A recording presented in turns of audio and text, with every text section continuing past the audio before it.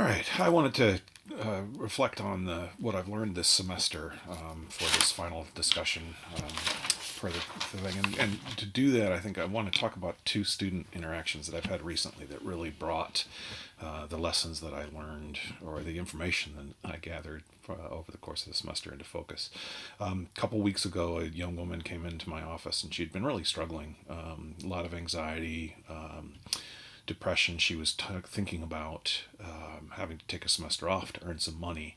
And as I got talking with her, I was thinking about so many things that so many of the themes that we looked at over the course of the semester. She is an Asian American student. Her is the only person in her family who was born in the United States. The rest of her parents emigrated here from Vietnam. Her sister was born in Vietnam. And so she's essentially, by all intents and purposes, a first generation immigrant. She's also a first generation student. Her parents are not college educated. Her sister did attend college. It just, in my conversations where all these things that we were looking at over the course of the semester were coming out. I was thinking about the reading that we did about Asian student identity and the facts that, they face sort of competing pressures from their families.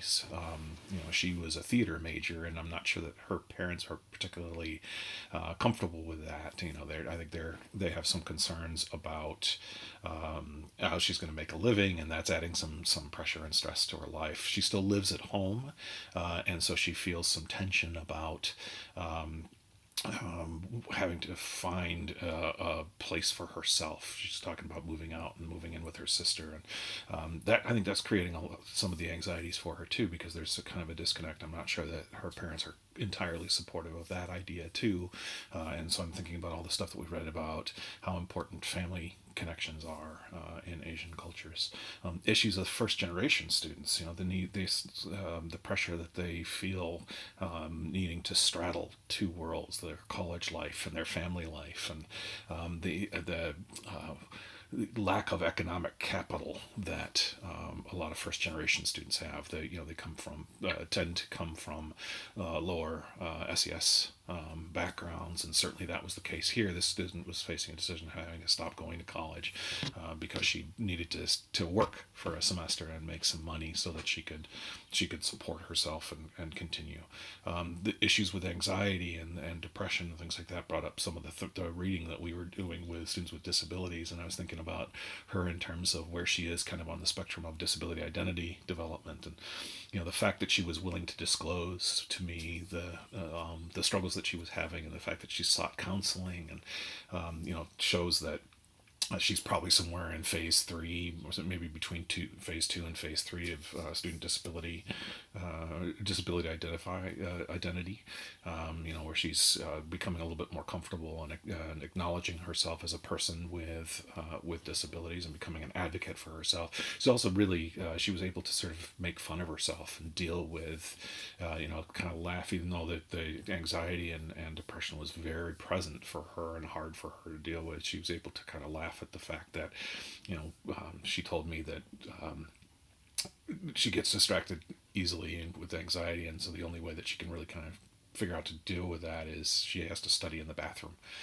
So she kind of goes in the bathroom and closes that, and she found that really humorous. And so, those are all things that indicate kind of where she is on the spectrum of disability identity development. And then I'm thinking about the chapter that we read about transfer students and how this notion of swirling, students that take time off, and it's often an intentional choice, that it's not something that just kind of happens haphazardly. The student is making a conscious choice to take a semester off to work, and she wanted to sort of make sure all of her ducks were in a row so that when she came back, she would be able to sort of continue where she left off. So all of those things were connected, and I was thinking about all of that in the work, in the conversation that I had with her.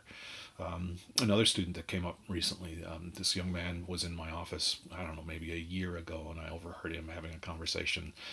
There's a lounge right outside my office, and he was talking about some education stuff. He's an education student, music education. And so I got to chatting with him, and I lent him a book that was written by a faculty member that I had in a master's program about teacher research, and I thought he'd be interested in it. So I didn't see him for about a year, and I thought, well, that book's gone.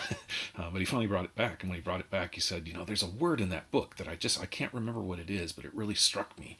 That was probably 3-4 months ago that he returned the book, and I didn't think very much of it. And just 2 days ago, he walks into my office. He's like, I just remembered the word. And it was empiricism. The author was talking about how a lot of times in kind of quantitative research, the notion of empiricism is rooted in a more male perspective about research, and she approaches things from a much more qualitative perspective through teacher research and reflection and narrative research, and so we got into this really interesting conversation about is that true? Is empiricism really rooted in the male perspective? And he wanted to talk about research and where ideas for research comes from, and how do you start going about doing research.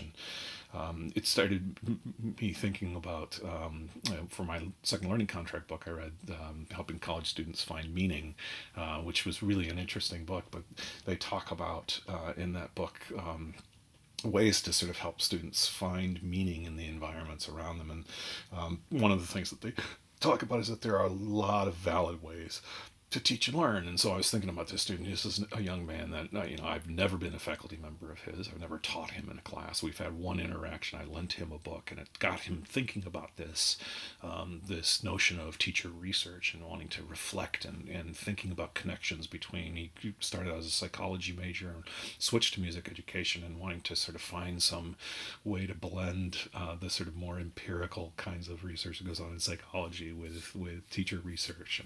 And in finding helping college students find purpose, it led me to start thinking about. They talk a lot about creating a constructivist approach to finding meaning, and so that it's all about the student, and that we're, as educators, there really just to sort of ask questions, to encourage, to respond, clarify questions that they have. And that's really what that conversation was about. He wanted to kind of talk about, how do you go about doing research.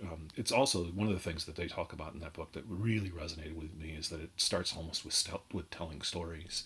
And so, I go back to that initial conversation that I had with him when I lent him the book.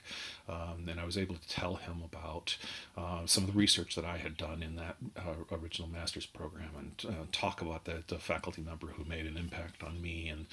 And when he came back even the second time, I was able to talk to him about the research that I'm doing right now, and sort of help him try to see ways that he, that might help him see ways for doing research on his own. So, those are the kinds of things that I think as I look forward to my practice going forward, is continuing to look at these issues and doing as much reading as I can about the things that we covered in this class, and even more, because it really does inform my practice, and it makes I don't know that it profoundly changes the way that I deal with students, except that I'm much better informed, and it helps me see them more as the complex individuals that they really are, and understand the context they come from. So that's something that I really got from class, and I really enjoyed from class. And